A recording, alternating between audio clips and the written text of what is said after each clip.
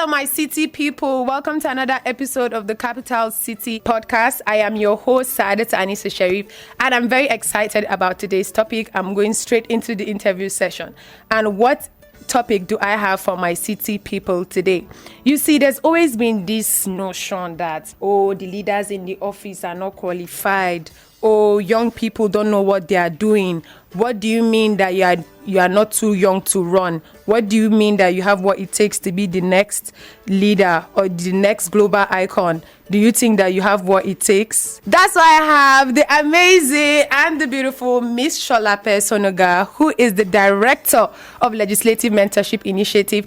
And we are going to be discussing preparing youth for public office, building the next generation of leaders. Welcome to the show, Miss Sholape. Thank you so much. I'm so excited to be here and I love your energy. Oh my God, it's the city people, it's the city people. You know, Abuja being the capital of everything, this is where politicians are, this is really where Nigerian decisions are made. And that is why this our topic for today is very, very important, preparing youth for public office. So let's go straight into it. What does preparing young people for office truly mean to you? So thank you so much for having me, Anisa, and my name is Sholape. I'm the Director of the Legislative Mentorship Initiative, and essentially it's an initiative that is raising the next generation of public sector leaders in Nigeria. And we understand that young people have a place and have a role at the decision-making tables, in positions of power, in the corridors of power. And we essentially want to ensure that they actually make it there and they thrive. So preparing young people for office or for politics or for power can look like different things and mean different things. But it's essentially us taking intentional steps to get young people included. So why do you believe that this topic is very important? Why should such be initiated? Why do we need to mentor the next leaders? Why is that very important? You see, Nigeria's population, our population size says that young people make up 60% of our population. Wow. And by 2030, the data shows that 70% of our population will be below the age of not even 35, but 25. Hey, yeah, my grandmother. So if young people, that's 25 below, 30 below, are the majority of the population, then why should we be ruled by older people? Why should every single decision be made by older people? Young people need to make decisions for ourselves. This is democracy. Power for the people, by the people, from the people. Where are the people in the decision-making, roles? So many young people are passionate about change, but they don't know where to start from. So this thing that you've highlighted, you've said this, okay, I'm a young Nigerian, I want to become a leader. How do I start? And I don't know my way around any information except that I'm listening to this podcast today. So you can start in different ways. It depends on where you are and the kind of things that you like to do. There's no one linear way to get to power. You can't say, I want to be president of Nigeria in 10 years. This is step by step how to get there. People get there through different, ways and different means. And also, not everybody's going to be president. Facts. Not everybody is going to be the Speaker of the House of Representatives. Yeah. Different people have different roles to play in decision-making spaces and in politics and all of that. Some people want to be politicians. Go get your become a card-carrying member of a political party, whatever political party you want to join. APC, PDP, ADC, SDP, NNPC, DSTV, MTN. There's so many of them. Yeah. First of all, identify a party that you align with, that you like their ideology. Join the party and start to be active. Somebody will notice you. You can, work your way up from there. If you want to do things, within the civic space and you want to create impact, start to volunteer. One way or the other, you make your way up from there. If you want to take the professional route and make sure that you are now the one that is funding people, you want to be the next Otedola, you too, you will know what to do in that situation. Yeah. So every single pathway has its own kind of steps that you will need to take. So you need to identify what you want to do and how you want to make the change, and then start actively working to it. You can't sit down and say Nigeria is this, Nigeria is that, and you're complaining and you're not doing anything. You have to start doing something. I love that answer. And there's this popular thing now that a lot of people are like, because you mentioned that not everybody can be president, not everybody can, and that's facts. So what is that biggest misconception that young people have, that they think to become a leader, all you have to do is have money. Is that really all you need? No. So what is the biggest misconception? You can have all the money in the world, run for the office and not get there. And you have wasted your how many millions, and you are there without an office, without no office, no money. No office, no money. So a lot of young people have certain various misconceptions. There's one misconception that once I get there like this, I will just eat my own part of the national cake. Big misconception, because if we're all thinking like that, by the time you get there, there won't be cake to eat again. Yeah. Another misconception is that it's only thieves and corruptions that are there. Why would I want to go there? I'm not a corrupt person. If everybody that has dignity or integrity says that they don't want to do it because they don't want to be corrupt, everybody that is there will be corrupt. You have to go and change them. You have to go and disrupt the system. Another misconception is that, I'm too young, or I'm too inexperienced to do this. I don't really know what I'm doing. I assure you, you know more than some of the people that are there. Yeah. It just takes mindset, audacity, and a determination and a love for Nigeria to be able to make the difference that you wish to see. I love that. Once again, you can't sit down and complain. A lot of people complain, but they're not doing anything to do it. The Nigeria is this, and the government is this, the president is this.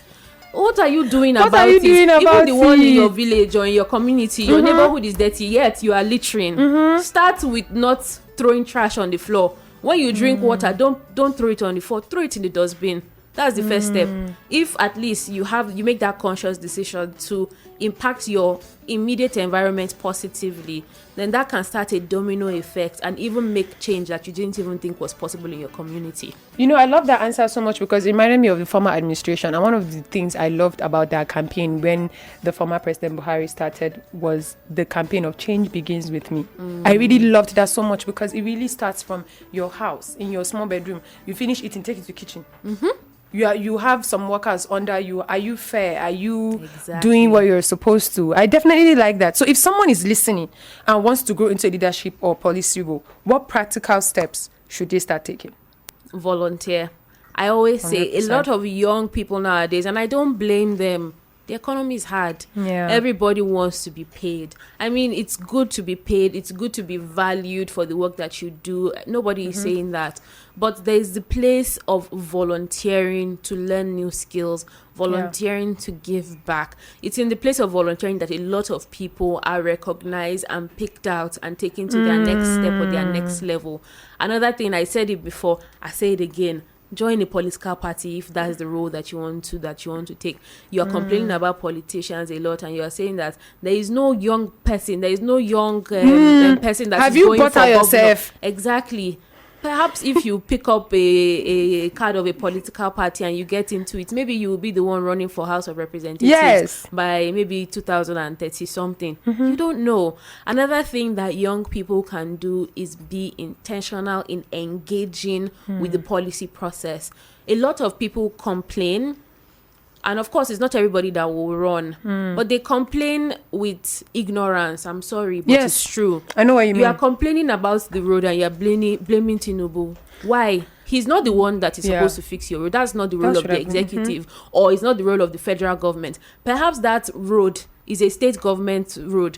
Yet you will see the convoy of your governor passing. You will be hailing him. You will be hailing him. Hold him and say, "Oga, fix our road." Don't be blaming Tinubu for something that your governor is supposed to do. When you understand the roles and responsibilities of the people within the machinery of government, then you'll be able to hold them accountable. Government is supposed to be accountable to the people. If you are not holding them accountable as a citizen, then you are not doing your job. Yes. I love how you said that you're not doing your job. So if you are saying, this governor is not doing this, that senator is not doing that, are you doing your work? So going ahead, Ms. Sholape, beyond formal programs, what are some everyday ways young people can learn leadership? Somebody said something recently that really stayed with me. A good leader isn't just a leader, but a good follower is also a good leader. So in our day-to-day lives, how do we follow?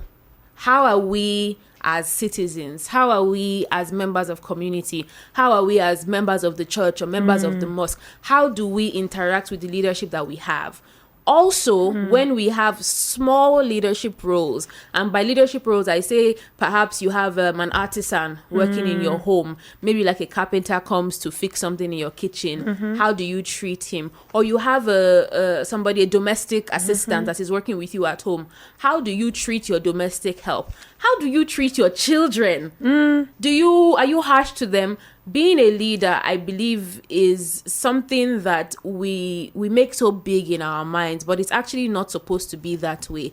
Making small changes every day, impacting people's lives as best as you can. Transformational leadership is ensuring that every single person you meet, no matter who it is, can say that you have positively impacted their life in one way or the other. So I would say that intentional leadership or transformational leadership is what we should all thrive for. And we shouldn't see it as, oh my God, leadership. We should see it as, today as I'm going out, how can I put a smile on somebody's face? How can I make somebody feel better that, okay, I've interacted with Sholape today and I'm better off for it. I can't give you all the money in the world, but I can smile at you. I can say, oh, you look lovely. Or I can ensure that, you're better than I left you. This thing you said is very, very important, because a lot of people always have this mindset that until I get there. And that's probably most of the issues that young people have. So you now giving breakdown of how they can be doing things from that from that everyday day-to-day life. It's really the steps towards leadership. And that is why if they're hearing it from younger people like this and they know that, okay, if this person can do it, what's my own excuse? And really the dream is really what you say it to be. If you are 16 and you feel like you have what it takes, yes. If you feel like you have what it takes at 18, yes. Whatever you say, you bring yourself out there. Just be very sure that Sholape and I will vote for you. From your experience, what are the key challenges or barriers that stop young people from pursuing leadership opportunities? I mean, especially from your experience. In my experience, I see that there are a few challenges. Power is not something that anybody lets go of lightly. Even the Bible says that the violent will take it by force. I mean, I'm not an endorser of violence. It's figuratively speaking. You have to be intentional about what you want and go after it. Because if I'm perhaps like this big community leader and I'm enjoying all the perks of being a community leader, and some young person comes and says, oh, actually, I think I'll be better in the role. I'm not going to say, my son, you're right, so come and sit down. Let me go and just, become desolate or whatever. Nobody wants to give up power, but you have to be intentional about taking it. That's the first challenge. Maybe another challenge will be people understanding, right? There's the educational gap. But also we still have to be intentional. And if you know and you see that somebody else doesn't know or somebody else is ignorant, make a conscious effort to educate other people, because a lot of people just really don't know. Twitter has become a very, very crazy place where people are giving themselves passports. It doesn't have to be like that. Educate people, you just find out that people are saying things like that because they don't really understand. So help people to understand. I feel like once everybody understands and we are intentional about it, we can make it. That's very, very true. We can make it. Just come out from your thoughts, come out from all those doubts and look for answers.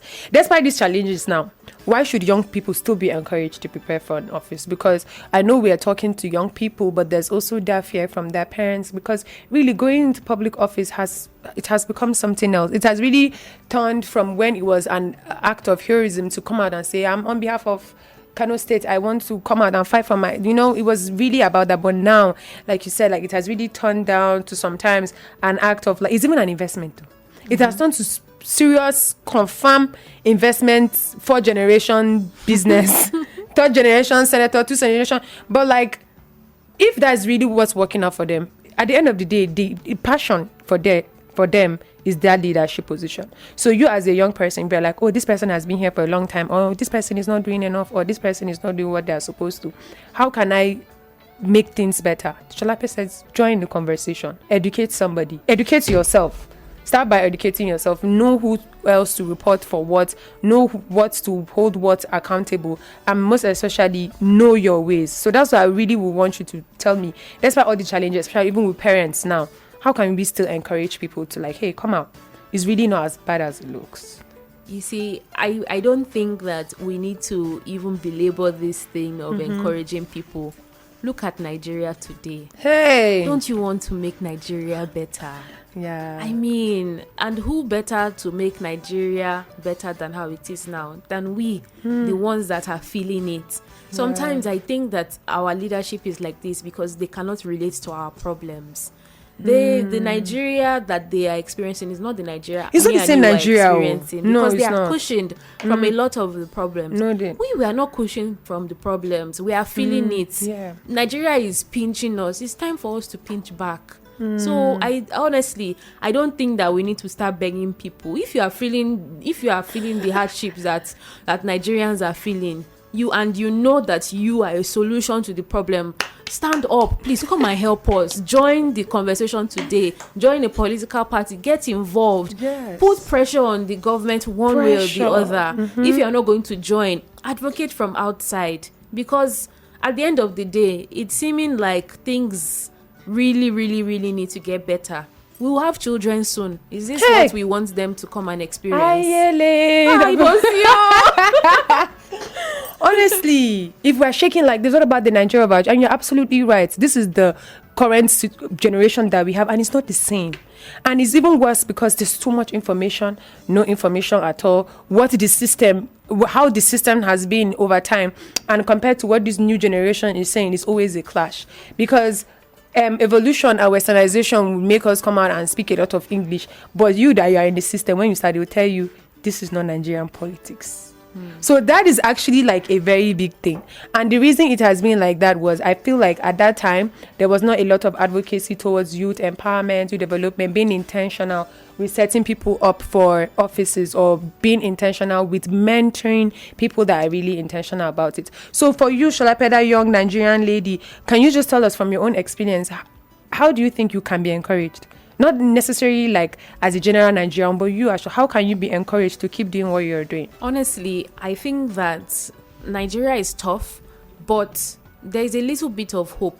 You know, I told you that I'm the director of something called the Legislative Mentorship Initiative. Yes, it's an initiative that was founded by the former Speaker of the House of Representatives, Right Honorable Femi Gbajabiamila, and then himself, people like Dapoye Wole, people like partners within the National Assembly, the Speaker, the National Assembly, like a lot of partners understand and see the value of young people. And so they are intentionally mentoring young people and bringing them up. And so me personally, I am encouraged because of the work that we do at LMI and the initiatives that a lot of people have deemed fit to support. While we are doing our own little thing, other people are doing their own little things too. Whether it's enough, we will see in a few years and see how it goes. But I would say that a lot of people need to invest or tap into the investment of young people. And it might seem bleak, but really there is hope at the end of the tunnel. I'm sure of it. I believe in Project Nigeria, and I know that there is hope. Yes, I love that. So the way you said you can be encouraged is through the work you're already doing. As long as there's a generation of people that are willing to be like, hey, I want to do better, you're like, okay, come, let me see how I can make that better for you. So before you finally go, we'll soon come to the end of the episode. I always ask my guests to always do something, and that is usually the final question.